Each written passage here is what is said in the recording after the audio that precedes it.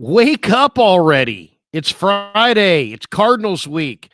The Niners need a win. Brock Purdy is returning. Is that a good thing? We got a lot to get to. Let's go.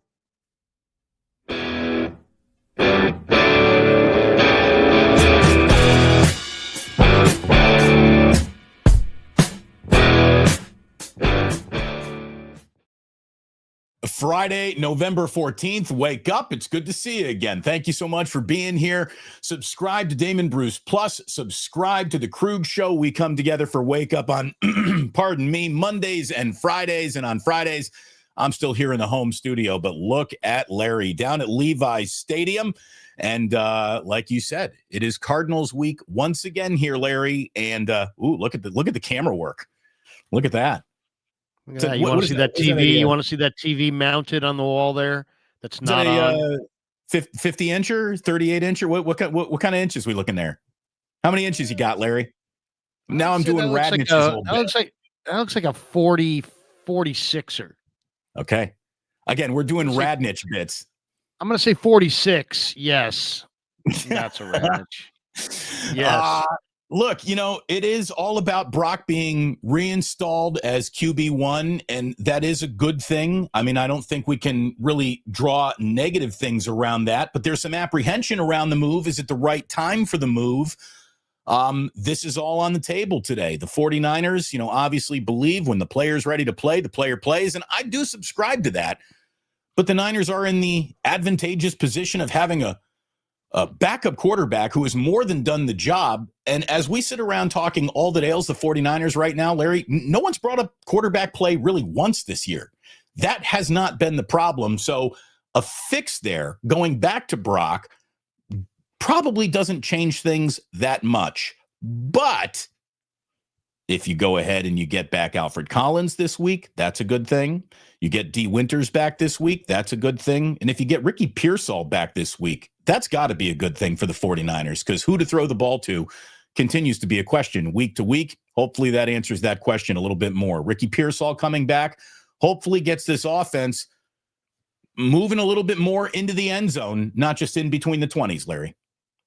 Yeah, I mean, there's a lot to digest this week, right? You got Purdy coming back. What does that mean? Is he going to be an upgrade on Jones? Is he going to be a downgrade? Will he be rusty? What if he plays badly? It's funny. I saw a guy who had a comment on a Twitter posting about Purdy that I thought was, kind of an interesting response. The guy's like, this is kind of a no-win situation. If he goes out and looks really bad and they lose, it will add validity to the argument that Mac Jones is the better option.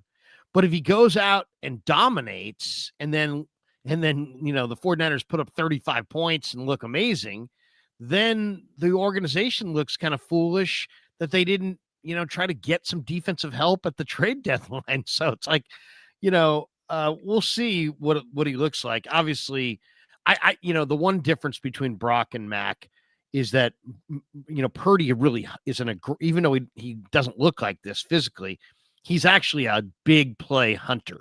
And that's what he does. He looks down the field. He's aggressive down the field, and he throws the ball down the field. Now, the Niners don't have any receivers that can get down the field until Ricky Pearsall came back. So it's kind of good timing that Pearsall's back. But I think, what does Brock give you? He may, in an ideal world, he gives you mobility, playmaking ability, the best knowledge of this offense, and a downfield passing, mindset. But the question is, do they even have the receivers to go downfield? Does he have the arm strength to go downfield with the turf toe, which is very much in question, in my opinion? And then the ultimate question is, does their thoroughly mediocre offensive line with holes on it and a rotation at left guard, can they stand up to this Cardinal defensive front and give Brock time to look downfield? So I think I think this game is a lot more challenging than people think. It always is. Every division game always is. The interesting wrinkles, though, like why I'm glad it's Arizona right now, Larry, is because if there is ever a good time to catch Arizona, it seems like that time is right now. They have 18 players on their injury report this week. they're going to be challenging the San Francisco 49ers with a group of who wide receivers that the Niners have been putting out recently. There's a lot of football fans who are casual football fans who probably can't name a single 49er receiver right now. It is going to be that times two. It's going to be that on steroids for the Arizona Cardinals this week. They're very, very banged up. And the single Arizona offensive weapon or option that puts the most fear of God into me isn't even playing in this game. Kyler Murray running with the ball and being able to scramble all over the 49ers and pick up third downs with his legs almost easier than with his arm. That scares me. And Kyler Murray ain't playing. This is Jacoby Brissett. And Jacoby Brissett, I think, is a lot more beatable than Kyler Murray based on who the 49ers are and what they do, how they, first of all, what the Niners do to pressure quarterbacks right now is an issue, period. So give me the less mobile guy. Not that Jacoby Brissett is immobile in any way, shape, or form, but he gets pressured on 47.8% of his dropbacks since Brissett has come back, since Brissett has been inserted for Kyler Murray. Getting to him is easier than getting to Kyler. I know that getting to the quarterback's not very easy for the 49ers in any game right now, but again, it's the right time to be catching the Cardinals, who are 1-6 in their last 7 games, Larry. And if you're really looking for what harbinger of things to come do you really have for me? It has been more than a calendar year. 391 days since the Cardinals beat a team over 500. So the 49ers. Yeah, but it's, I'll push back and say, hey, look, it's only been 2 weeks since they rolled into Dallas and dominated them. And that was a Dallas team. That Dallas team had 5 sacks of Jacoby Brissett. It was 35-0 Seattle at halftime last week. No, I realize, but 2 weeks ago, Jacoby Brissett the Niners, we can play this game all we want. The Seahawks totally dominated Houston, and the 49ers got dominated by Houston the very next week. So I wouldn't necessarily look at what Seattle does. Seattle's got a much better defense than the 49ers, and they can pressure you on all 3 levels. I think when you look 2 weeks ago, the Cardinals rolled into Dallas, put up 27. Jacoby Brissett, 21 of 31. Dermercado ran for almost 6 yards a carry. Now, they did have Marvin Harrison Jr. in that game, and he had a big day. He had 7 catches for 96 yards and a touchdown. But, the 49ers, Trey McBride is one of the best tight ends in football. They still have Greg Dortch. They still have Michael Wilson. Wilson is got speed. If you have no pass rush up front, this is my big fear in this next month is that look at these quarterbacks. It's Jacoby Brissett, Dylan Gabriel, and Cam Ward. But the bottom line is if you don't put pressure on NFL quarterbacks, they'll carve you. And Trey McBride may get 20 targets in this game. But if the 49ers, Niners right now, this is what they are. They're totally no rush up front without blitzing. They blitzed 55% of the time last week. Highest blitz percentage in like a decade. Their linebackers are totally hurt. Too much for them. Bethune is not moving well, and D. Winters is dinged up. And then you got a really young group of DBs, and they start. I saw them kind of pointing the finger and starting to fracture emotionally, and with no rush in the second half of that game last week. I asked Robert Saleh about it. He said he would be shocked if he saw that, and he said that it never happened. So we'll see. But they got young DBs, no pass rush, banged up linebackers, and I think this is a ball game, man, because I think the 49ers, look at it this way. If Brock Purdy's a little rusty and, there's a few little bumps in the road, if the Cardinals front, which really looked good in the first matchup, but now is Walter Nolan, if they beat the Niner front, you could have Purdy running for his life. By the way, Walter Nolan's on the injury list this week. He might not play. Right. He might not play. But, he didn't play in the first game either. And Calais Campbell totally dominated. If the Cardinal defensive line puts a ton of heat on Brock Purdy, and Brock Purdy has, some rust, and the 49er defense, is as bad this week as it has appeared to be as far as all 3 levels look like they're a shadow of what the expectation was. This is anybody's ball game, man. This is going to be a really, really tough game for the 49ers to win. They may blow them out because the Cardinals are kind of this loser franchise, but you know what? I don't think so. I think they're going to have a hard time producing any kind of rush on Brissett, and I think they're going to have a hard time covering McBride. And I could see, the Cardinals doing some good things. So I think this can be a close game. I think there's stress points all day long, but the 49ers got to come out on top in this game. And I do think they come out on top in this game. And I just think it's going to be the Christian McCaffrey show. McCaffrey goes off when he sees the Cardinals. He got 17 carries, 15 targets the last time that the Cardinals played, but they mostly kept him, though, contained because Mack Wilson did a really nice job on Christian McCaffrey in pass coverage. Mack Wilson is not playing in this game. Rookie Cody Simon is. There's your conflict defender all day. That is the single. He's a good player, though. Yeah, but I know what you're saying. He's a rookie all day long. And Christian McCaffrey on Cody Simon. That's what Shanahan's going to be hunting for all day long. So I think they find it. I think they go for it. I think that Brock, hopefully, isn't the reason why this offense doesn't have some. The questioning of Brock comes in a lot of different ways. I like that fans, can't win. There's no real win here. Well, the win is go win the game and get Brock back in rhythm. That's the win, because this offense is going to have to carry the load. Everything you said about this defense, Larry, you're totally spot on about all of it. And guess what? There's really no getting better at this point. That time is past. Bend, don't break is all you got. That's the defense from here on out. Bend, don't break. I think it's easier to bend and not break when you're playing the Arizona Cardinals without Kyler Murray or Marvin Harrison Jr. Again, no Zay Jones, Achilles tendon. James Conner. Yeah, Fehoko is out in this game. Your Arizona Cardinals starting wide receivers in this game are Michael Wilson, again, good player out of Stanford. Greg Dortch. Yeah. Let's not sleep on Dortch. He's okay. Xavier Weaver is your third guy out there. And the 49ers, if they could sit down and order who'd they be playing against this weekend, would order those three guys off the Arizona Cardinals menu. This game sets up for the 49ers to even look a little good defensively in it, I really think, even though they're not a very good defensive team at this point. I like the I like the 49ers in this game. It will be a little tighter than it probably should be. And that's the penalty that you pay with all these injuries and maybe, integrating Brock back in. But this should be the Niners this should be the Niners, period. I mean, serious. Well, I mean, there's a lot of factors here. I mean, you have a quarterback that hasn't played in a long time. And you also have a quarterback that I don't think is 100% physically. So we'll see what he is. That's the head scratch on this whole thing. Like, I do believe that you go back to QB1 when you're ready to go back. Like, I understand why the Niners want to make this happen, but they just don't have to right now. One of the weirdest this is good.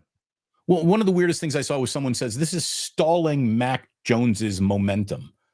Look, this team isn't in the business of selling Mac Jones momentum. They're in the business of winning football games. And if they think the other guy gets them closer to winning football games than Mac Jones's momentum, you go back to the other guy. But I love what Mac has done. And I know that people want to bark about a quarterback controversy so bad. Well, this will give them an opportunity to really do that. First of all, we know that there's going to be, on the very first incompletion, there's going to be a group of 49er fans who get Brock off the field.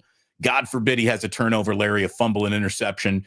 God forbid there's a 3-and-out by the 49ers offense. The Boo Birds are going to be all over Brock. But if he really comes out and he's high and he's inaccurate, I think you go to Mac at halftime. I think you go to Mac at halftime. I'm dead serious. If you cannot, that's so wild. That's so wild. I mean, that's exactly what they shouldn't do. They shouldn't just go back and forth and no confidence. And they shouldn't act like the guy in the upper deck who's going to be just because the fans are knee jerk doesn't mean the Niners are knee jerk. Give me the hot hand. I really mean it. You made that decision. He made you made that decision. You made that decision. You're not going to unmake that decision. You made that decision. You decided to go with Brock Purdy. What You're if not you going to realize just your yank him. decision is wrong? What if by the middle of the second quarter, Brock This is is the decision. 2 for 9, just inaccurate, throwing the ball, turned it over once, nothing's going? I would go whatever it takes to win today. I mean, is what that I you would ruin your culture. You'd create all kinds of chaos. They're not gonna do that. I don't expect that to happen. I mean, that's a worst case scenario, but I don't think that's gonna happen. I think that would be an awful situation. It wouldn't be good. And it wouldn't be good. It'd be That's really, what's really bad. up here. If No, Purdy he's is not. damaged No, goods, what he's setting up is they're going back to Purdy and they're going to stay with Purdy and he's their guy. And they paid this guy. I mean,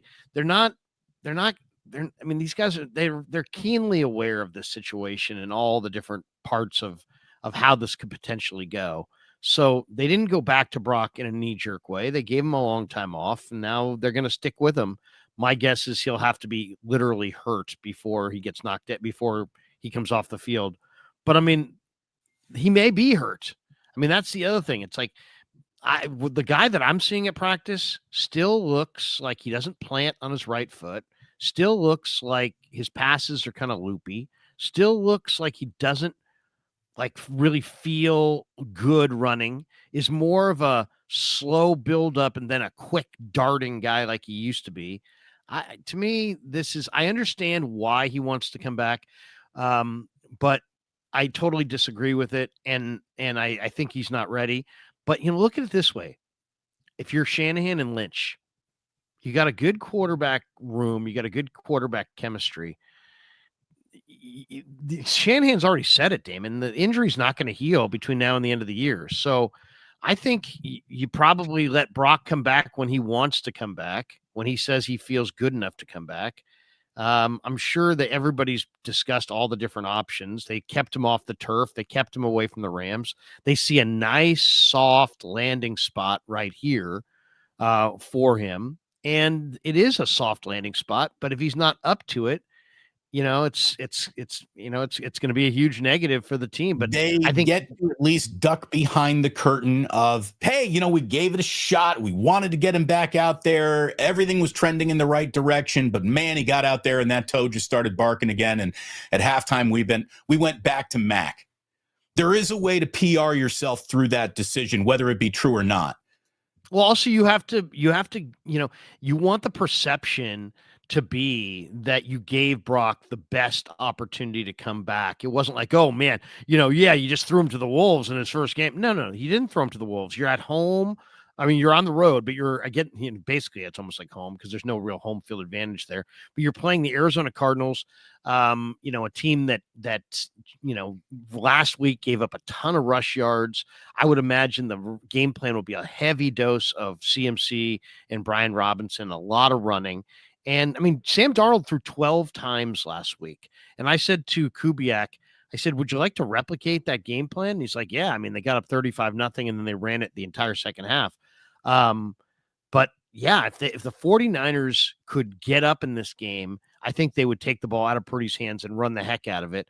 But I don't see that happening. I see the 49ers having a hard time. Brock's going to be a little rusty. And Pearsall, who's his number one receiver down the field, they're going to take some shots. He's rusty.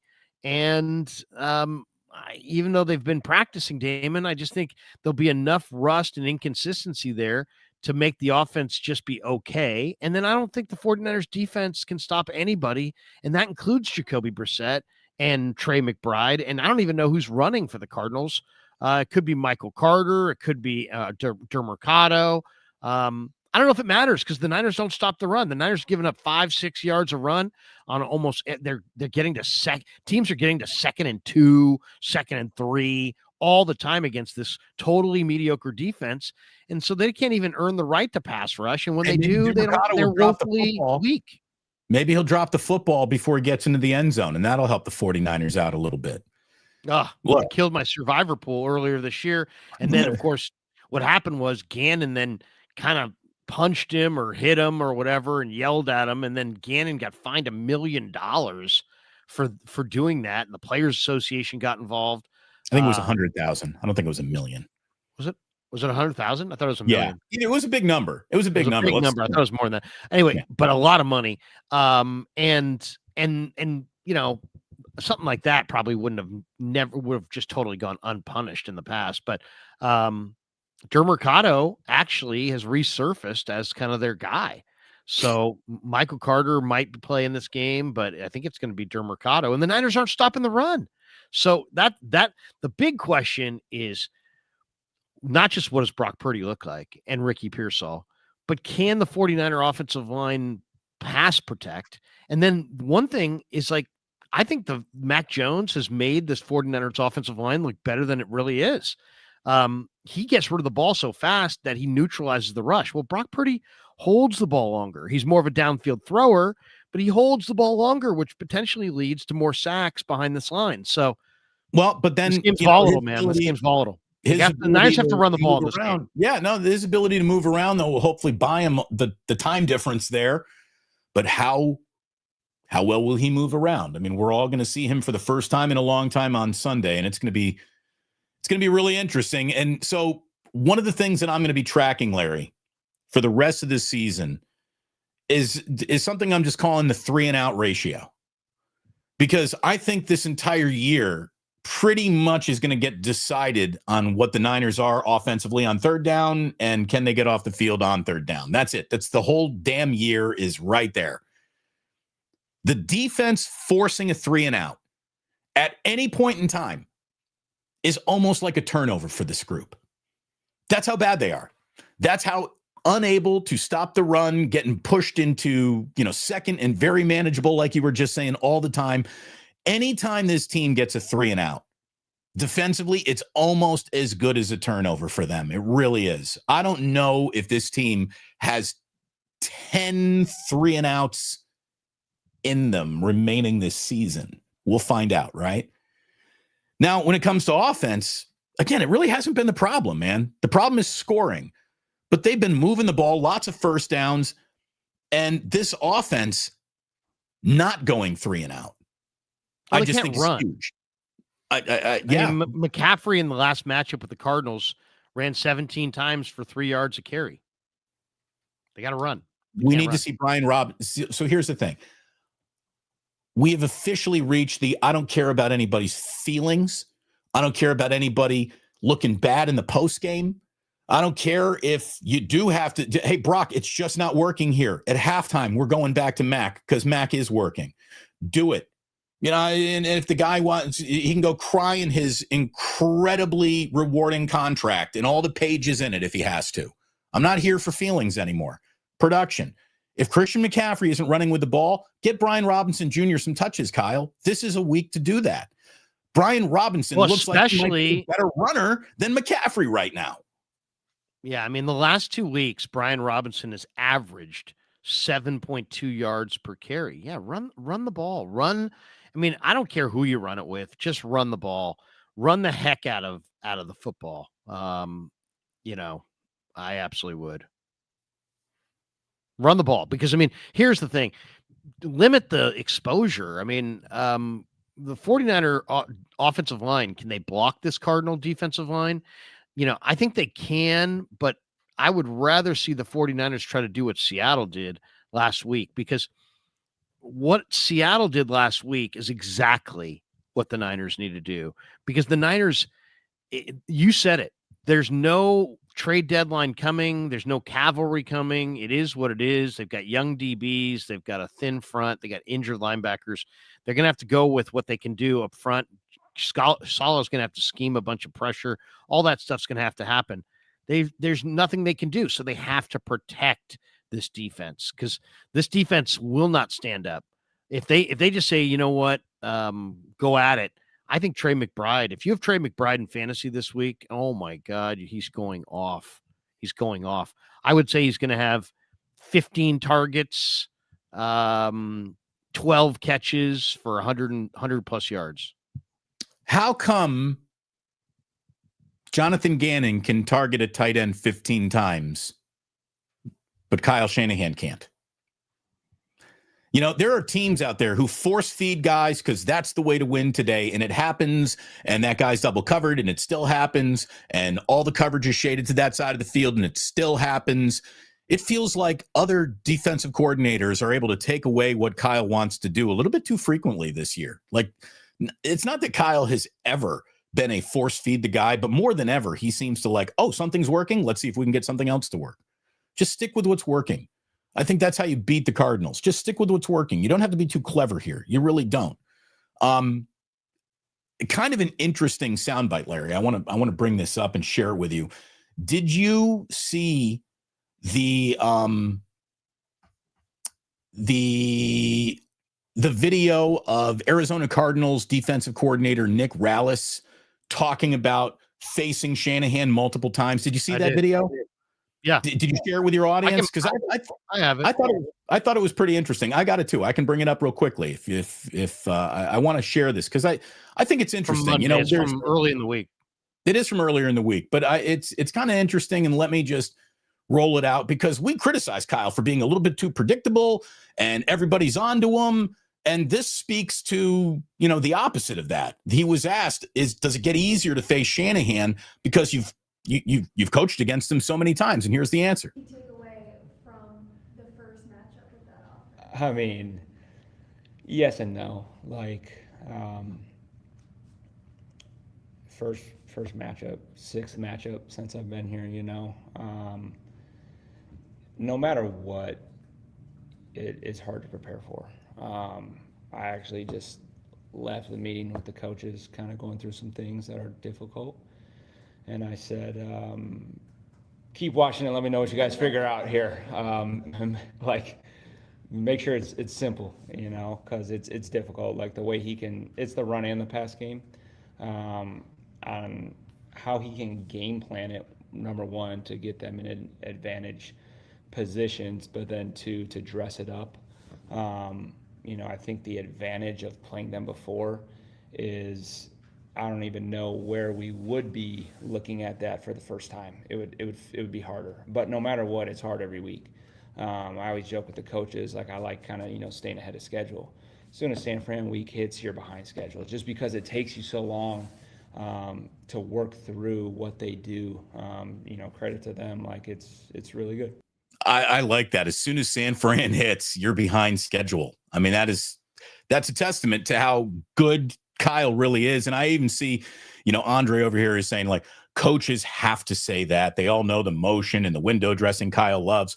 But look, he is talking to a small handful of Arizona local reporters there. He's not trying to come up with, you know, a great soundbite that's going to be used on every show on 95.7 and KNBR this week. I think that was an honest assessment. And there's way too many coaches who feel that way about the 49ers. As frustrated as we all get, because we're watching it all the time, Kyle scares everybody he coaches against. He does. I mean, Damon, they're the number one passing attack with their backup quarterback. Kittle's barely played. Ayuk hasn't played. Debo's moved on. JJ's been hurt. Pearsall's been out for 2 months. They're the number one passing attack in the NFL. Isn't that amazing? Which is also, I mean, you can credit, you know that once again, I mean, you can credit Shanahan, and go ahead, and I think you should. I think Shanahan's a great coach. I've stated that many times. I'm not trying to say that he's not, but let's credit Matt. What is going on? It's a heater down at Levi Stadium. Attention. Hold on. We can hear it. An emergency has been reported. Please go to the nearest fire exit and leave the building. Do not use elevators. Repeat. Larry's got a fire drill at Levi Stadium. This is the most amount of drama. Fire drill. This is the most. It's not a drill, Larry. It was specifically mentioned how this is not a drill. Attention. Wait. An emergency has been reported. Please go to the nearest fire exit and leave the building. An emergency has been reported. Do not use elevators. Don't use elevators. I'm not going to use any of the elevators. I'm also probably not going to leave. Is there anything in the world that makes you not react with like an emergency as much as a fire drill? An emergency has been reported. Well, especially since Go to the nearest I'm like fire exit five immediately of the building. 5 steps from the door, and I don't hear On the ground smell floor of- of a building. Yeah, you're okay. Larry's on the not ground going to floor get of a stadium. this is not going to be some Copacabana situation where Larry burns down inside the. Oh, see, they already turned it off. False alarm, Thinking Larry. about- I was thinking about locking the door, maybe, just in case The show somebody's goes gonna come on. in, tell us to leave. Let me just say this though: how much of this is Mac Jones? Mac Jones in this season, 7th in the NFL in completion percentage, 69.6% average, 2nd in passing yards per game, tied for 1st in 300-yard games with 3. And passer rating, he is 13th in the NFL. So quarterback That's is what not he's the done. problem. He's done that's really the funny well. thing. I mean, Mac Jones has been really, really good. In fact, Mac Jones, if you look at some comparisons, and I know Coward did one the other day that was pretty interesting. Mac Jones has got a better completion percentage than Justin Herbert. He's throwing for more yards per game than Justin Herbert. He has the same number of 300-yard games as Justin Herbert. He's got a higher passer rating than Justin Herbert. He's When did Justin outplayed. Herbert become the gold standard for quarterback play? Well, no, I'm just saying that's just an example. This is a Okay. Coward example. He's living in LA. But then he's like, this season, Mac Jones's numbers are comparable to Dak Prescott. Same completion percentage. Mac's thrown for more yards per game. Mac's thrown for more 300-yard games. Mac's got a slight like 97.6 to 98.8 passer rating. And that's Prescott, who a lot of people think, oh man, Prescott, he was like an MVP candidate a couple of weeks ago. And then the other one that's really interesting is if you watch the Mac Jones against Patrick Mahomes or against Baker Mayfield, they both, very similar numbers. Mac's got a better completion percentage. He has for higher passing yards per game. He has equal yards per attempt. He has 2 more 300-yard games. He's got more first downs. And these are better numbers than Baker Mayfield, who a lot of people think is really damn good. And then the other one that's just really amazing is Mahomes. This year, Mahomes' completion percentage, 64%, Mac's at 69. Passing yards per game, 261 for Mahomes, 268 for Mac. Mahomes has got 1 300-yard day. Mac's got 3. Mac's got a 97.4 rating, 98.2 for Mahomes. I mean, he's right there with Patrick Mahomes. Which is why I'm dead serious. Larry, if Brock comes out and it ain't right for the first half of football, I'm going to Mac at halftime. And I know that's not that's nobody's ideal plan. I don't think you can, that's dude. Ideal plan. That's nobody's plan. But here's the thing. I am hot handing this bad boy. The rest of the way, that's not knee jerk. I'm going back to a guy who's dominating the league, as you just said. You put up a shadow comparison between this guy and Patrick Mahomes and Justin Herbert. Knee jerk shit. We got 60 minutes to beat the Cardinals. So Brock, you get 30 minutes. It's too reckless. It's like somebody hiring you saying, Damon, you're going to be our guy in afternoon drive. And then you know what? You have 3 segments that they don't like. And all of a sudden the guy's like, you know what? We're actually going to this other guy. And it's like, no, dude, you committed to me. You paid me. You signed me to the contract. Oh, no, here's the thing. You're going forward with me. You committed to me, Brock gets paid in full, Larry. Brock gets paid in full. But here's the deal. Who are you replacing me with? Who are you replacing me with? Are you replacing me with Larry Krueger, who we all know is more than capable of doing the job on an unbelievably similar level? I mean, there's a difference there. There's a difference. But wouldn't you say that's bad leadership? You would say to me that's bad leadership. And it is bad leadership. If you're not going to do that, you shouldn't have been let on the air in the first place if you don't sound good. But here's the thing, Larry, I've never failed over 3 seconds. They already made that evaluation. This is the total fallacy. Anyway, here you want something more to add to your point? Here's something that adds even more to your point. In the last 8 starts, Mac Jones in the last 8 starts, 5-3 record, 69% completion percentage, 268 yards passing, passer rating of 97.4. Brock Purdy in his last 8 starts, 2-6 record, 66.8% completion percentage lower, 249.5 passing yards lower, 92 passer rating lower. So in the last 8 starts, Jones has outperformed Purdy. Yeah, And, I'm going back to the quarter. Here's the thing. I don't care if Brock fucking cries in his $50 million a year quarterback. I'll take it a step further here, Larry. You want to go? So I declared one thing this week. I'm the first content creator to it's officially time to promote John Lynch out of decision making.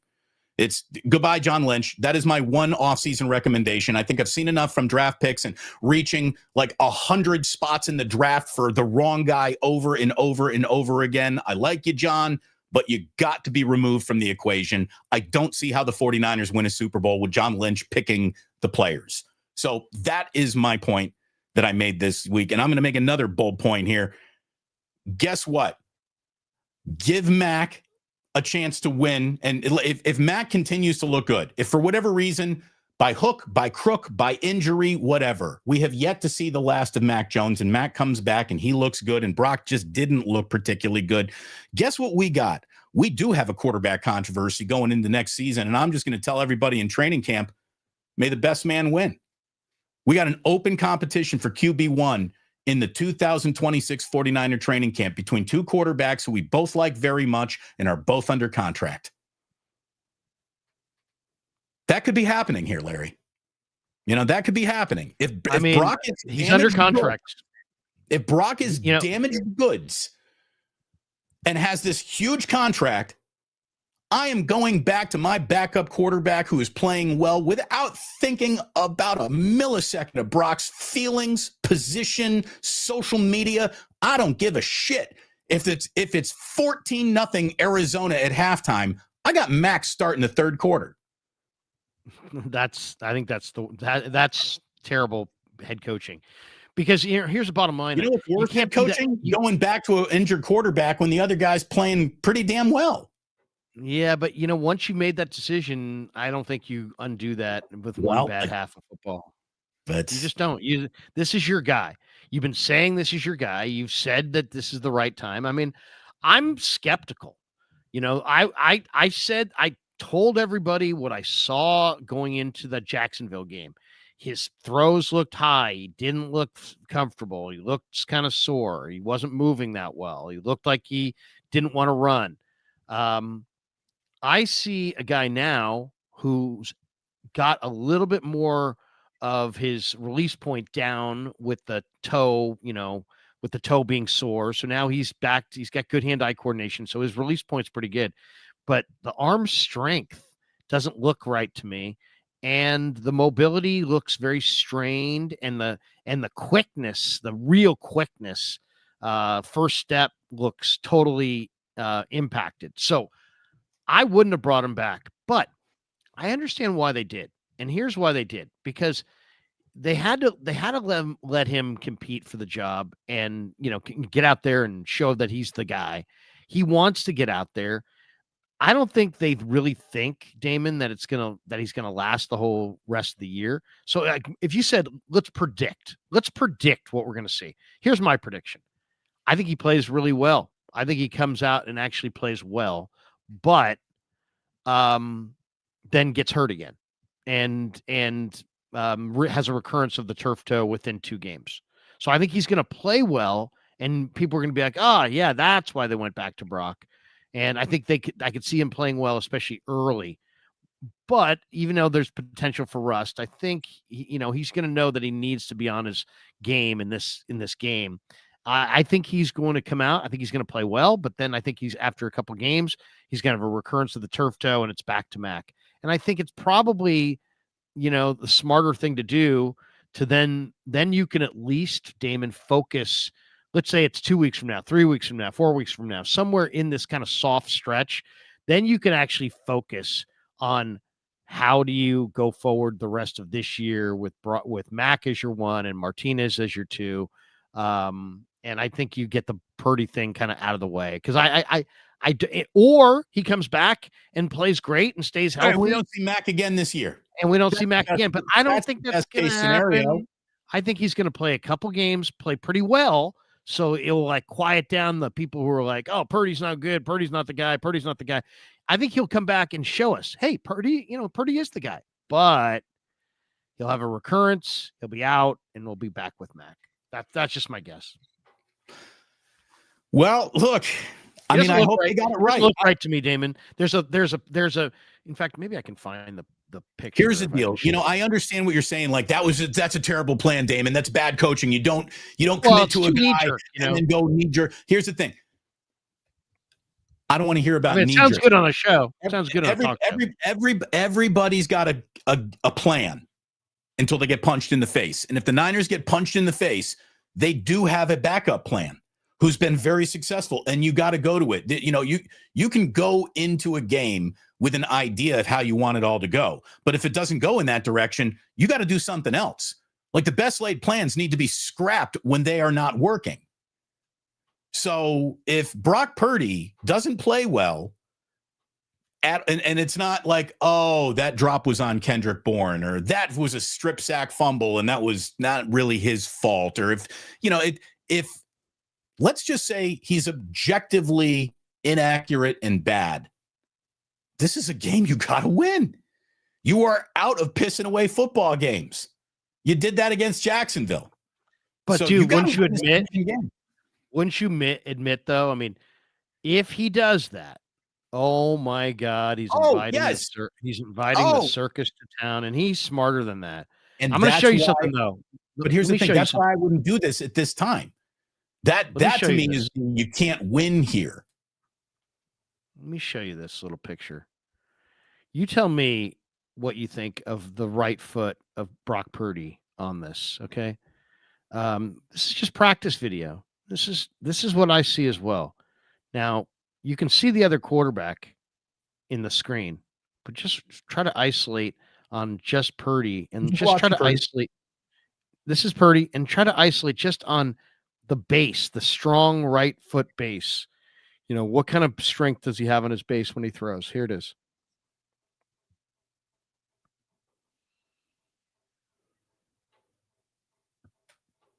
He looks ginger. He looks like he's pulling it up more than he's pushing off of it.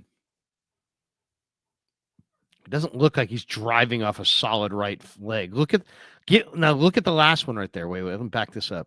Look at the other quarterback. I'm not sure if this is Jones or Martinez. Right here. Look at this other quarterback. Look at his foot. Look at his right leg.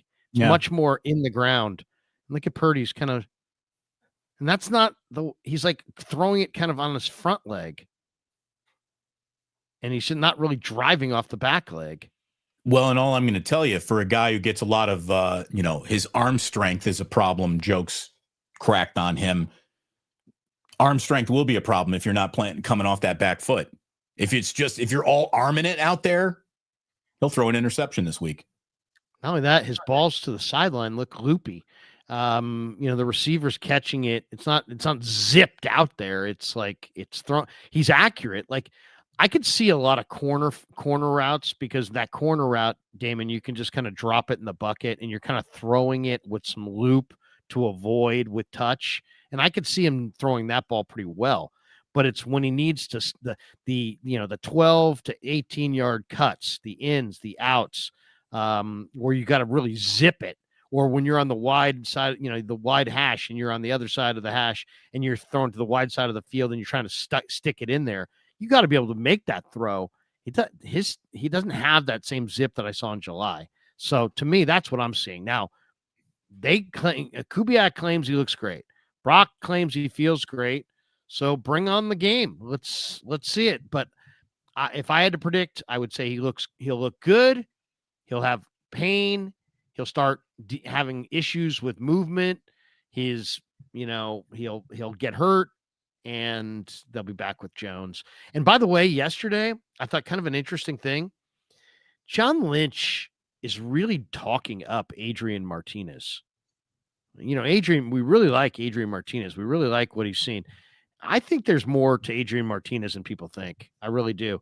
And I don't think it's the worst thing in the world if the Niners had to go forward the rest of this year with Jones and Martinez if Purdy can't go. So, but I do think now is I don't think it's the right time for the team or for Mac, but I think it's the right time for Brock to get out there. And that I think is the most important thing, and that it's the right time for Brock, because you don't want to be seen as, you did Brock wrong.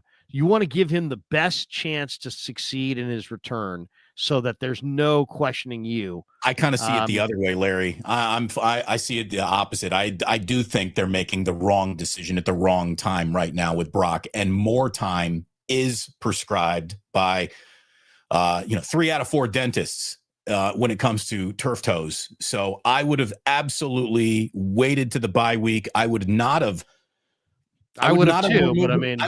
removed Mac from this situation because he's been so good in this situation. The Niners have a lot of problems. Quarterback play has not been one of them. By reintroducing Purdy, you are gambling that it won't be a problem. A problem won't arise here.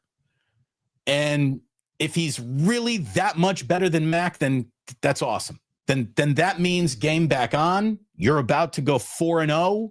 You're going to be sitting at 10 wins before you even get to your damn bye week. Like, that's going to be fantastic. I hope it all happens, man. I hope Brock Purdy looks incredible, and there's no doubt about whose wallet says bad motherfucker on it. I want it to be him. I do. But there's no more season left to dick around with. And that's the thing. There is a lot of season left. But they're running out of just, there's the win that you were counting on. There's the win that you were counting on. There's the win that you were counting. This is a win that I think that they're counting on, and they need it. And I'm telling you, man, I don't care about feelings, perception, bad juju. I am putting a better player in a game if I'm watching a player struggling.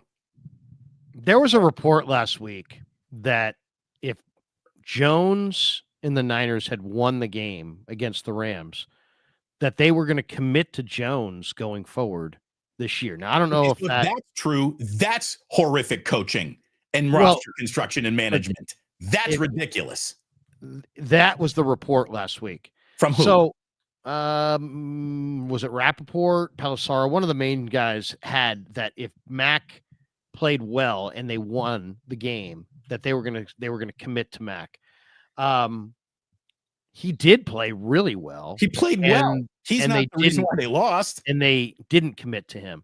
So, I mean, my whole thing would just be like, hey, look, how do you pull out a quarter when your quarterback's playing this well and in this kind of rhythm, and the other guy's got an injury that needs rest?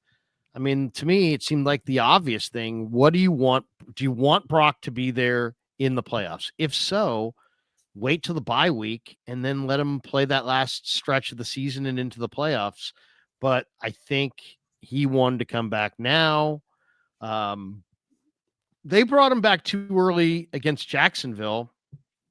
They claim it wasn't a mistake, so we'll see. I mean, so in other words, there is no making any mistakes. It's like you brought him back. You brought him back against Jacksonville, and he clearly wasn't ready, and he had a recurrence of the injury. Was it a mistake to bring him back? No, it wasn't a mistake. So if we're there, if you're at that point, then you really can't. You can't really be honest with yourself. You're just basically saying everything for effect at this point. I think the 49ers as a franchise have credibility on some issues and lack credibility on other issues. And the credibility that they lack the most in is injury management. Full stop. When it comes to injuries, San Francisco 49ers, I'm sure you're going to screw it up more than I'm sure you're going to get it right. And that's what I'm worried about in this whole thing. The way that they deal with, suffer from, through injuries, it's absurd. It is abnormal compared to other football teams in this league. So when it comes to them saying, yeah, we got this thing managed right, okay, we'll see. We'll see. I would not have gone to Purdy at this time. By the way, I say that 100% maintaining that Brock is the quarterback. But right now, as you've said many times leading up to this week, I think Mac is better healthy than Brock is with a turf toe. So who leads the NFL in passing? Is it the 49ers? The 49ers. Okay, considering they have no offensive line protection, a running game to complement them, or wide receivers that anyone would really want, I would say the quarterback's been pretty damn good. Well, you know what's so frustrating about this thing, too, is that there's, Brock described it yesterday as a turf toe variation. And then he was asked, what about surgery? And he said the recommendation from the doctors was that he didn't need surgery. Well, Joe Burrow had a more severe turf toe. He had the surgery. He's done the rehab. And now they're saying Joe Burrow may be back at some point healthy, over the turf toe. So it's like, was it worth having the surgery? Is it better to have the surgery? I don't know. I'm not a doctor. I mean, they listen to whoever they listen to. But to me, it was very odd. It's like, okay, so the guy didn't play for a couple weeks. Then you put him out there. Then he had a recurrence. Then he probably took like maybe 1 week, maybe 2 weeks maximum off practice that I didn't see him out there. Maybe it was just 1 week. And then he was out there the Monday after the Saints game. And then he's back on the practice field practicing in a limited fashion. But, it's like, that's not staying off of it. And then, I don't know, it's just very weird. He hurts himself week 1, Seattle. They go to, they then, what was it? They go to the New Orleans in week 2. He practiced for that game. Well, no, he didn't practice after the Jacksonville game. There was 1 week where he didn't practice.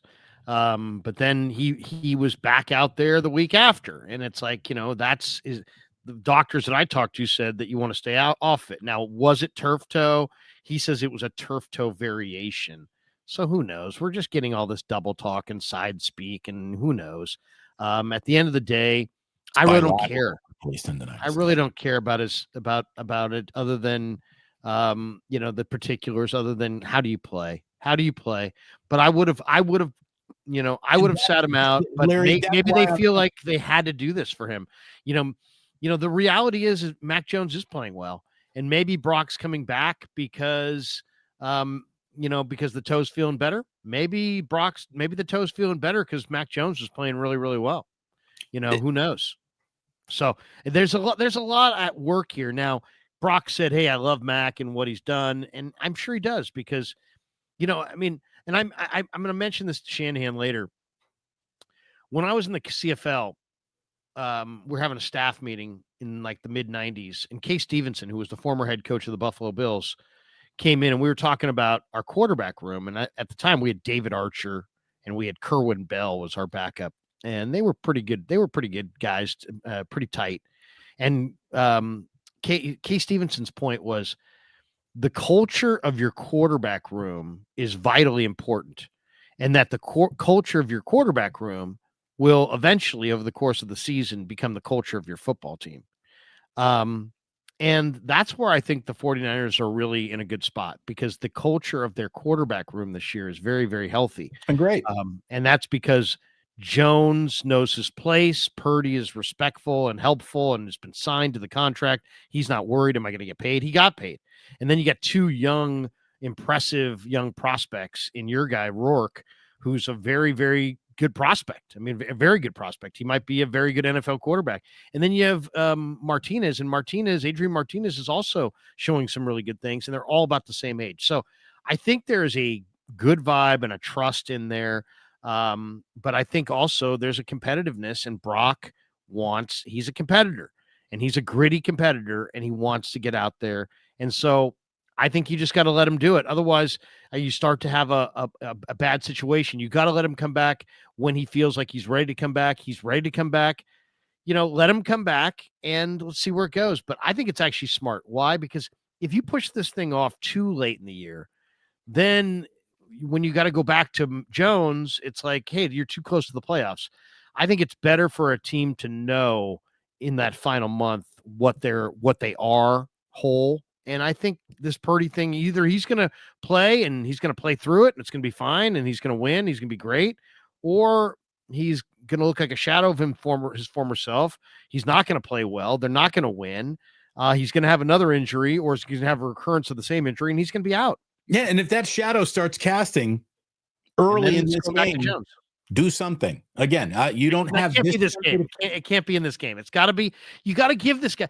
That's literally ripping you out of the studio after the first segment. You can't do that. You have to let it. You got to commit to it. I mean, you can do. There are people in fantasy football that everybody's made 7 trades this year and they've made 107. Are they smarter than everybody or not? They're usually not. So you gotta go with it, especially when you're the leader of men. You can't be that herky jerky. Now, I agree with you that there's levels of everything, right? If he comes out and he can't walk, if he comes out and he's just like, oh my God, this guy, he's literally can't throw. He literally can't do anything. It's just absolutely apparent to everybody. But Damon, they've been practicing for weeks and Shanahan's seen what it looks Right. like. And you've been saying all of it is basically unimpressive. Well, I'm not there for practice. I'm only there for the warm-ups. And what I can tell in the warm-ups is that he looks pained when he runs. He doesn't have that same quickness. That's a big part of his value proposition. And then his accuracy didn't look good. Now the accuracy looks pretty good. It's just there's not a lot on these passes. Doesn't seem like there's a lot of zip.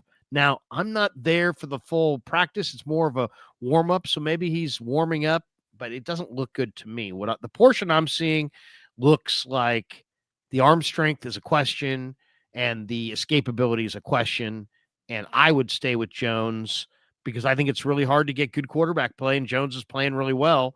But I do understand if they feel like Brock's going to get hurt again, you might as well get it out of the way. That's how I kind of look at it. You might as well get it out of the way because I think that. But if you're reinstarting the guy to get the injury that is coming again out of the way, that's just the wrong time to do it. I mean, like I hear know, what you're saying, there is no ideal time. Unless somehow you go 14-2 and you lock up the home, some kind of ridiculous great record and you're locking up home field and the games don't mathematically the matter. ideal time is absolutely the week 14 bye. The only benefit of having a week 14 bye is if your starting quarterback gets hurt and you need all that time to get him healthy again. Otherwise it's a little bit too late in the year. You'd like it earlier. But that's what I would do too. But Brock has a voice here and he wants to play. And I think he may want to play for the wrong reasons, but whatever. It doesn't matter. He wants to play. I think, Lynch and Shanahan are dealing with this smartly. You'd be better off letting him play in this game, in this little window here where they've got some easy opponents. You'd be better off letting him play and finding out if he can endure it or not in this part of the schedule before this thing turns for home. This is a huge game, though. This game, the Bears game, and the Carolina game are the 3 biggest games on their schedule. They have to win those games. Well, and Seattle at the end of the year. Playoffs. Well, but that's at the end of the year. It's week 18. It's going to be the hay's going to be in the barn most likely by then. I think the division. Yeah, I don't think so. I think the division's not going to be theirs. I mean, they're already a game and a half back in the division. I don't think they're going to outrun those teams by a game and a half. We'll see. That's just my opinion. I think it's a wild card season for them, and I think that Bears game could really be the determiner right there. I mean, that one. The Bears and the Niners are going to be 2 of the last playoff seeds in the NFC for sure. And if the Niners have that head-to-head tiebreaker, that's going to be huge. It will be a game of consequence for sure. There's a few games of consequence out there this week that are big. It's a fun NFL schedule this week. It really is. Larry, before we start doing a kind of look ahead, let me tell everyone, I don't know what you're doing for lunch today, this weekend, but check out Ike's of Ike's Sandwiches. Our good friends at the Dubliner West Portal always got just one of the best bars for you to walk into. Maybe you want to get together with a few friends, watch a little Warriors and Spurs. Wembanyama versus Draymond alone is worth the price of admission. So get yourself over to the Dubliner West Portal. You can bring in a sandwich from Ike's. And Larry's going to tell you about Sleeper being a sponsor on both of our channels. And he's going to tell you about Pigs and Pickles as well. And then I think, Larry, we got to get into some supers here. Yeah, check out Pig in a Pickle. 2 locations, Emeryville and Corte Madera. They're open 7 days a week from 11 a.m. till 8 p.m. or until they run out. And they do run out, so get there early, get some brisket. Get some brisket chili. Tell them Krug sent you. I'll be there live on the bye week, December 7th. Join me at Pig in a Pickle for our meet and greet. Should be a lot of fun. And we'll be there. We'll eat a lot of barbecue. We'll have some beers and watch some football. December 7th at Corte Madera. There's 2 locations, but it'll be at their Corte Madera location, and I'll be there all day. So stop by, say hello. I've already had lots of people say, hey, I'm coming by, so I'm looking forward to seeing all of you guys, and maybe we'll have a KMBR or a Krug Show giveaway prize packet for those who come from the furthest away. Because last time we had people coming from like the Oregon border. I was like, what? You drove down here from the Oregon border? I'm like, that's so impressive to me. So thanks to all of the Krug Show Army. Appreciate all you guys, and we'll see you there on December 7th. Really looking forward to it. And it's a great spot, by the way.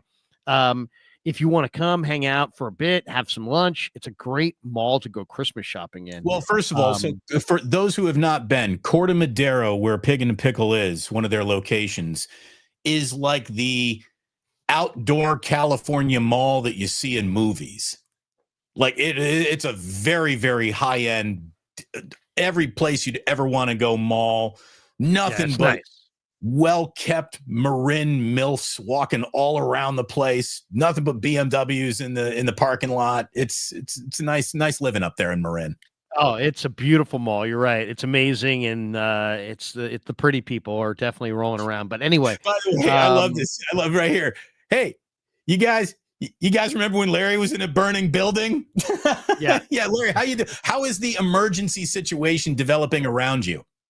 Yeah, it's everything seems to have quieted down. Did they pull that for Diamador Lenore's calf? What are the odds that Diamador Lenore left the building during the fire alarm? I would say probably none. Or any of the players, by the way. Do you think the players ran for the exits when they heard the fire alarm, or do you think they just said, "Hey, what's that? We're not going anywhere." I'm sure the coaches continued to watch film. That's what I know for sure. But no, check out Pig in a Pickle and join us on December 7th. Also, 49er football season is presented by Sleeper, the fastest growing fantasy platform in the world. It's a one-stop shop. You get blazing fast news, real-time stats, group chat, season-long leagues, and of course, Sleeper picks for daily fantasy. Use promo code Larry. Sleeper will match your first deposit up to $100. Links in the description. Terms and conditions do apply. And thanks to Sleeper for being a proud sponsor of the Krug Show. Also, thanks to Sharp Corners, Sports Cards, and Collectibles. The great Anthony Catania. If you want to order a sports collectible for Christmas, they're at 205 Cypress Avenue in Pacific Grove.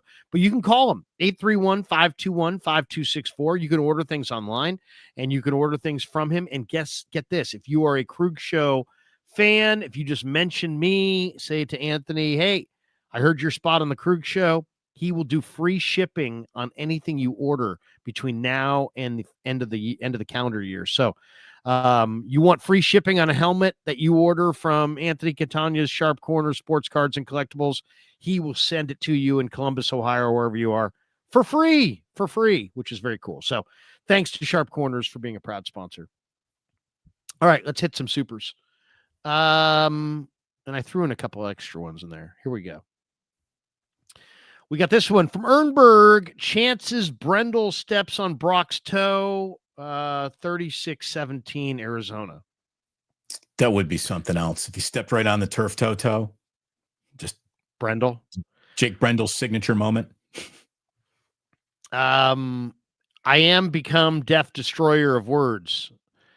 I went to go see Santa today at the mall, and when I sat on his lap, he asked me, what did I want? And I said, I want the Niners to win a Super Bowl. And he laughed at me. What?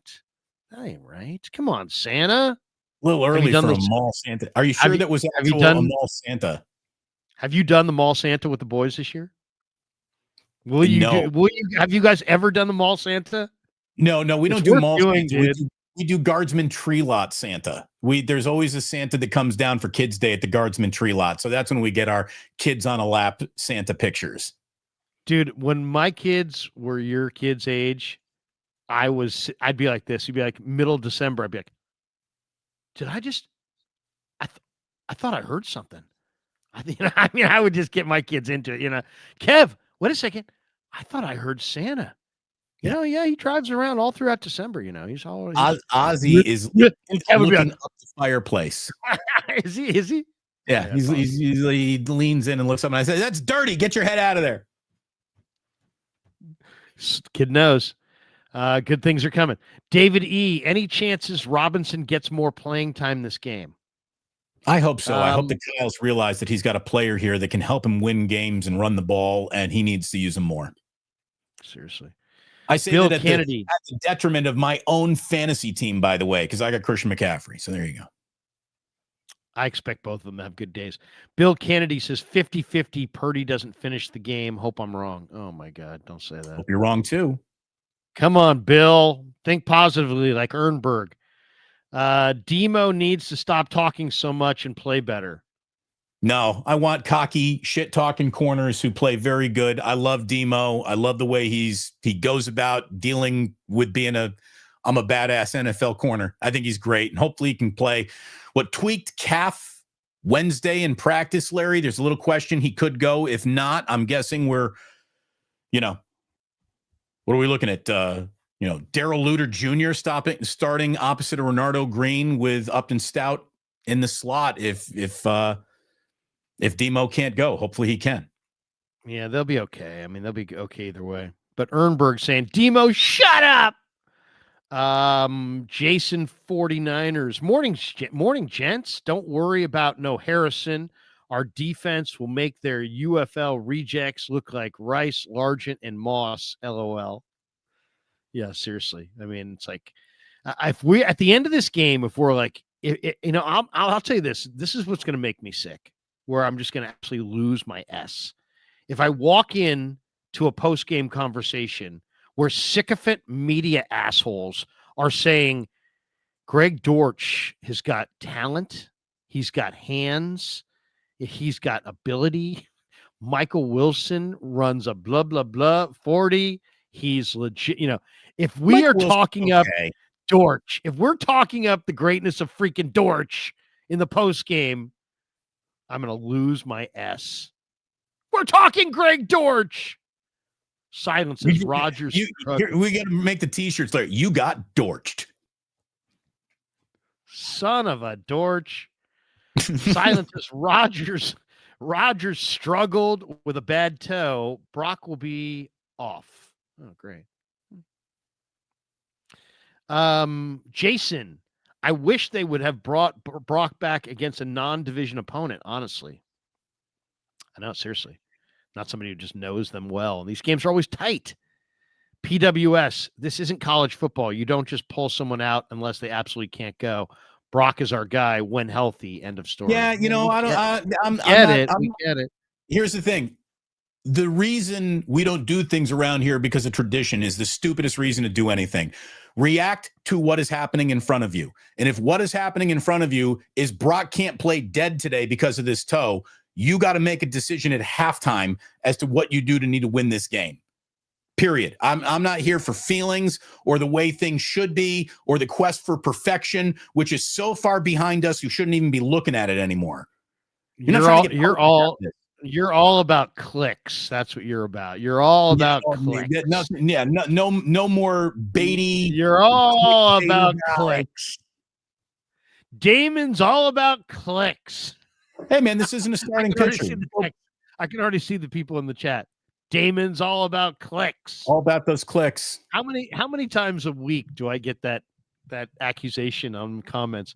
Krug, I love you. You're all about clicks. All right. Thank you. Yes. What can I say? I'm not doing this pro bono. Fuji Simeon, you two unveiling any new merch items from the store? Yeah. When Kev stops partying his ass off and traveling to distant lands, I'm gonna get some t-shirts rolling on the Krug Show, and we're gonna have them hopefully in the next couple of weeks for Christmas. On Monday, we're gonna be all out of "You just got dorched" t-shirts. I wish Hennessy had been left in there. I was working on the Niners just needed a shot of Hennessy. I was doing that. I had that shirt in the works, and then all of a sudden we're back with Brendel, king of PFF. PWS. This is what happens to Damon when Hoosiers football is really good. LOL. Hey, look out for our basketball team, man. We actually have an offense. We got shooters. We look out, baby. Indiana. It's Indiana's world. You're just living in it. Indiana basketball. We all know it's a football school. Joseph right. Ernberg. Are we looking at another Willis early retirement? There we go. Ernberg. For who? He's talking about For Brock Brock? Purdy No, potentially I don't being think Brock is career. Ernberg's putting the considering hex on Purdy. I love the negativity of Ernberg. If anybody can be as negative as Ernberg, come aboard. Because, I mean, nothing is better than negativity. But do it with supers. I mean, it's super negativity with supers. Lorenzo, which is, I had a couple teachers that would call me Lorenzo. And I got to be honest, it kind of pissed me off. I was like, hey, my name's Larry. My mom named me Lawrence. Sometimes she'll call me that. Nobody calls me Lorenzo. Does that seem like a fair substitution for Larry? Is Lorenzo? Hey, what's up, Lorenzo? I don't know. Lorenzo, that's a totally different name. But I think Lorenzo is the Mexican or Spanish Lawrence, isn't it? I don't know. Maybe. Like if your name were Joe and your Spanish teacher called you Jose, you shouldn't have any problem with that. I know. But Lorenzo Gonzalez says, why focusing on just that video? There are more. No, I know, but I'm just saying that was an example. It wasn't like he posed for that or tried to design. That was just a glimpse of him throwing the ball.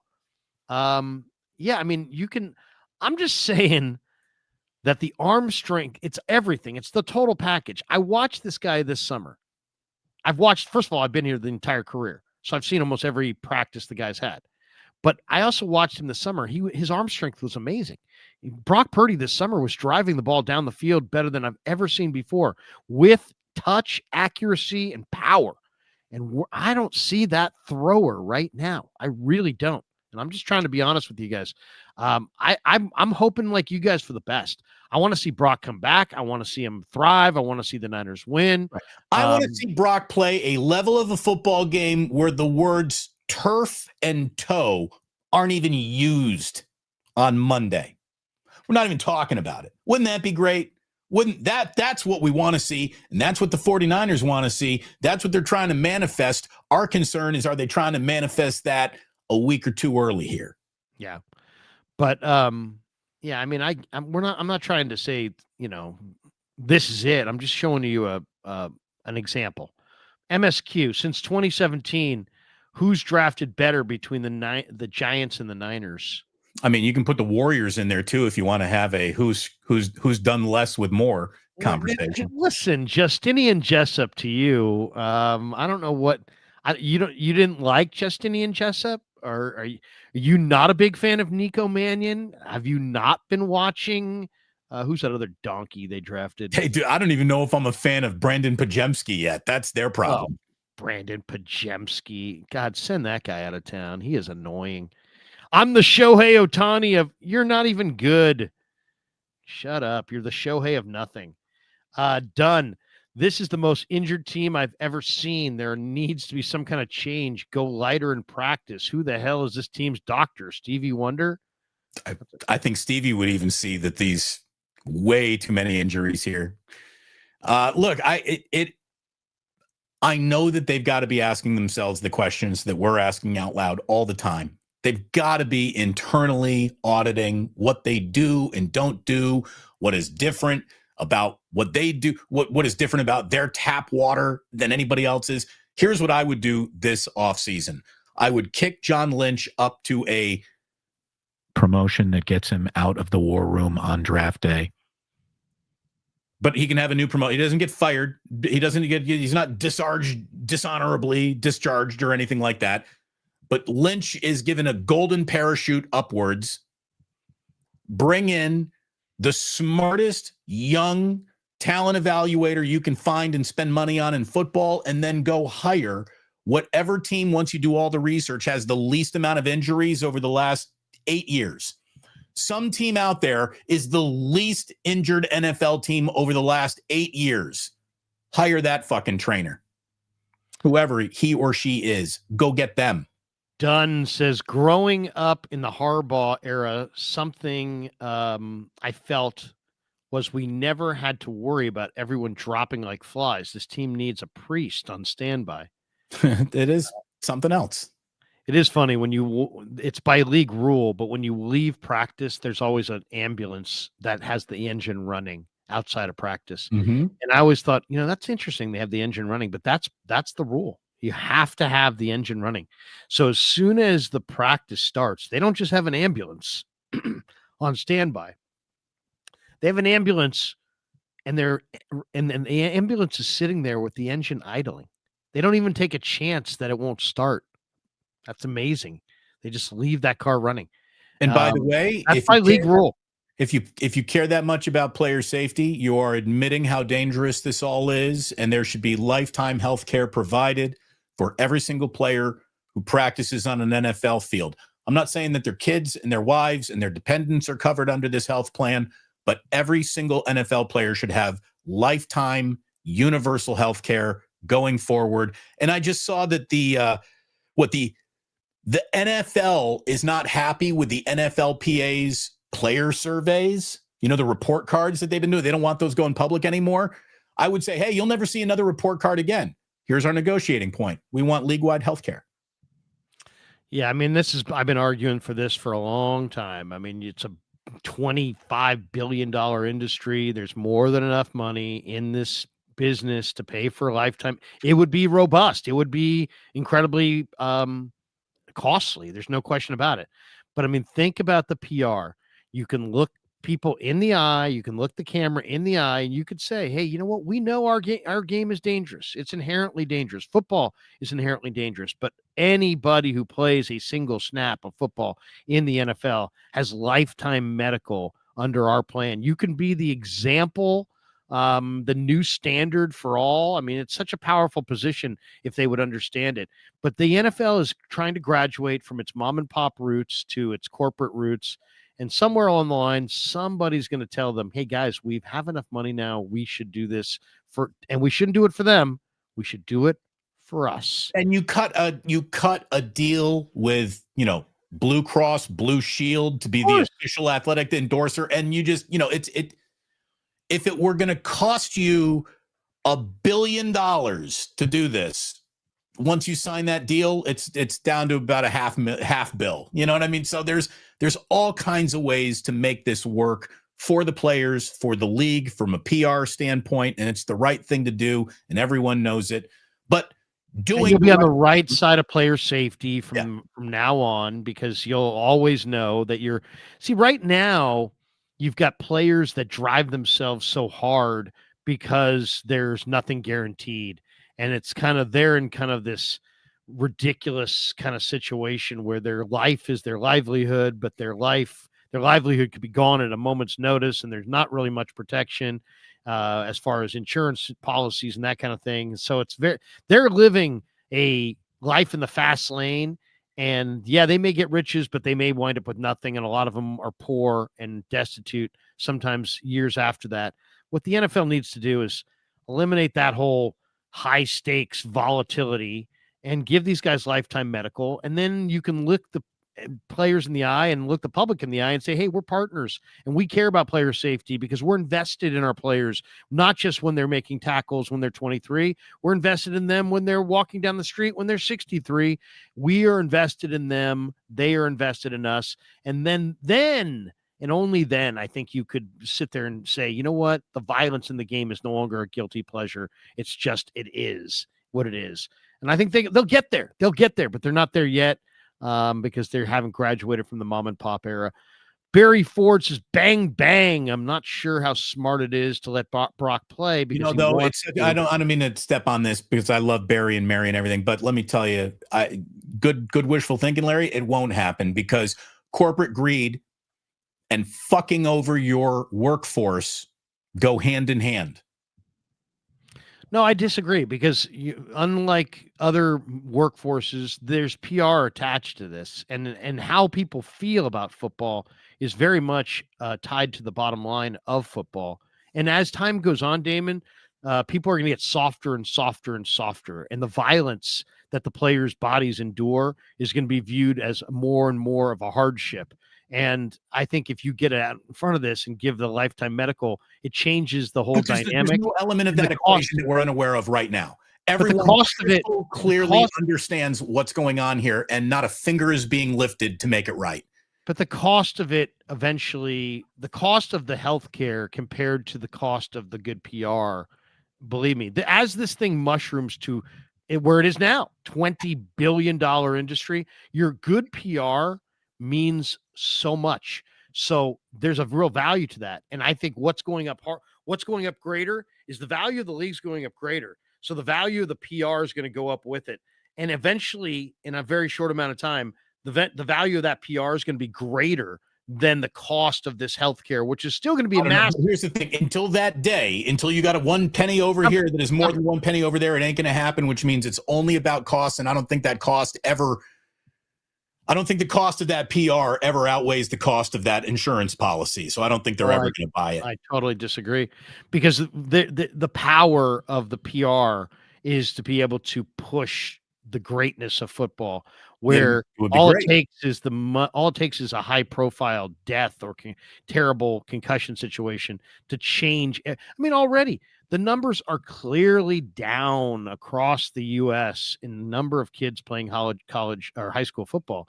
It's because moms and dads are worried about concussions and that kind of thing. And a lot of that's PR. A lot of that's tied to PR. So I think it's definitely coming. But Barry Ford says, bang, bang. If we're not sure how smart it is to play Brock because he wants to, especially if he's not 100% or if he's susceptible to re-injury. Well, there's risk. There's exposure here to risk that feels like it might have been avoidable and compounded on that risk of playing Brock and him looking bad is then the controversy that would be ignited about all that. So I really hope it does go well. It needs to for a lot of reasons, not just beating the Cardinals. Dunn says, my brother would tell me he put a bear trap in the chimney and it was Santa's last trip. That's awesome. Harry Johnson, hey Dame, how you find time to do these shows and run your business at Pig and a Pickle? Again, hi to Mary. My wife Mary is just killing it in that barbecue pit, and she gets it done. So I want to thank her very, very much. Just like my wife Jillian is behind me here on the Plus. Mary is behind Damon at Pig and a Pickle. We're two different Damons. Fuji Simeon, thoughts on UCLA leaving the Rose Bowl for SoFi? Is that happening?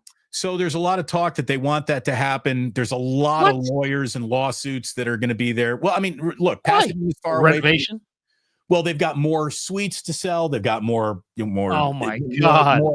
More accommodations. And look, I went to the Rose Bowl last year for Indiana, UCLA. It is gorgeous and majestic, and the sun sets, but it is kind of in the middle of nowhere. And you can't help but think it's tough for college kids to get here to come and support this team in some ways. Would it be easier at SoFi? Maybe. Yeah, but the thing is, SoFi is so awesome. Pasadena. I understand where SoFi is like the ultimate stadium down there now. Yeah. So that's really it. All right, that's going to do it for us. Thanks to Pig and a Pickle. We should tell everybody on my end that we're also brought to you by Habbas Law. And I want to tell you, one great thing about Habbas Law, and I'm very thankful that Habbas Law is a sponsor of the Krug Show. But what I'm really, really thankful for is that Habbas Law is really invested in the community. And that, to me, is very cool. Very, very cool. They're not just out-of-town guys who don't give a crap. They're actually rooted right here in the community. And they've got a new initiative. The holidays are about warmth and connection and home. But for too many Bay Area, food and shelter are not guaranteed. 1 of 3 people struggle to afford food, and thousands live without shelter. There's lots of families that are in crisis this time of year. There's kids that are going to go to bed hungry. And, the faithful always shows up when it matters most. And our community needs that same approach and that same heart. And this November, join Habbas Law supporting Martha's Kitchen, serving 200,000 meals every month to people who need hope. Let's feed more than ourselves, Bay Area.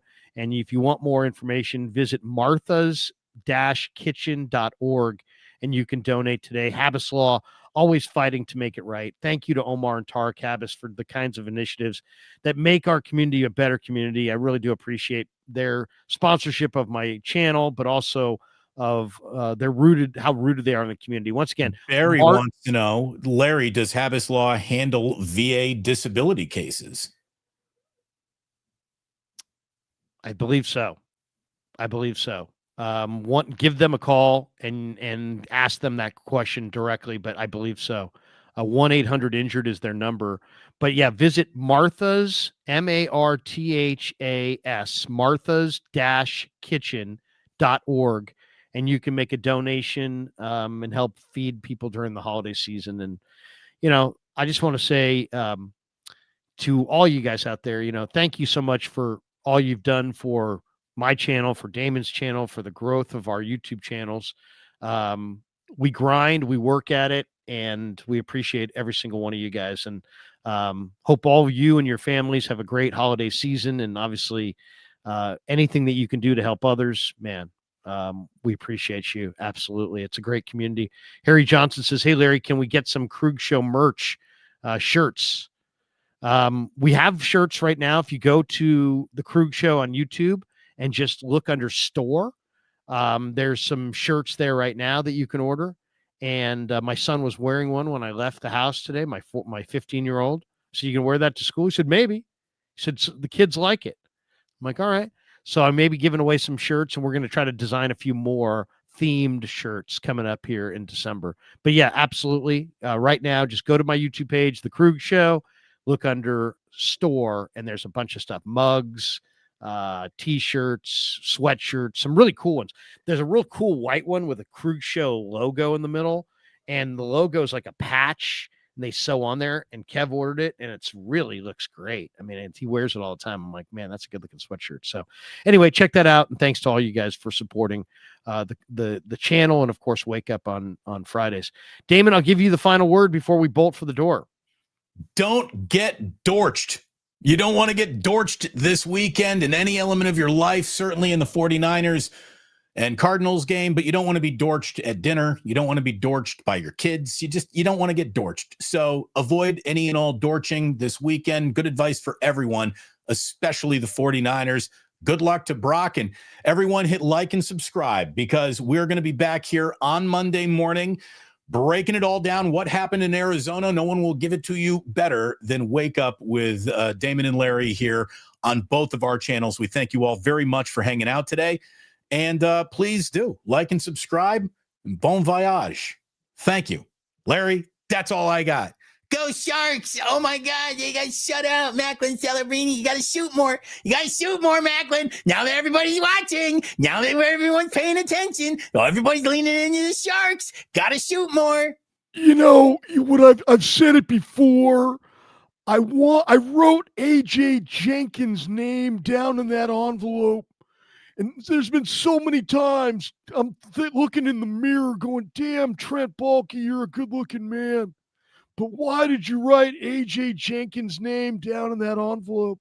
And I've thought it over, and I've really had a come to Jesus moment.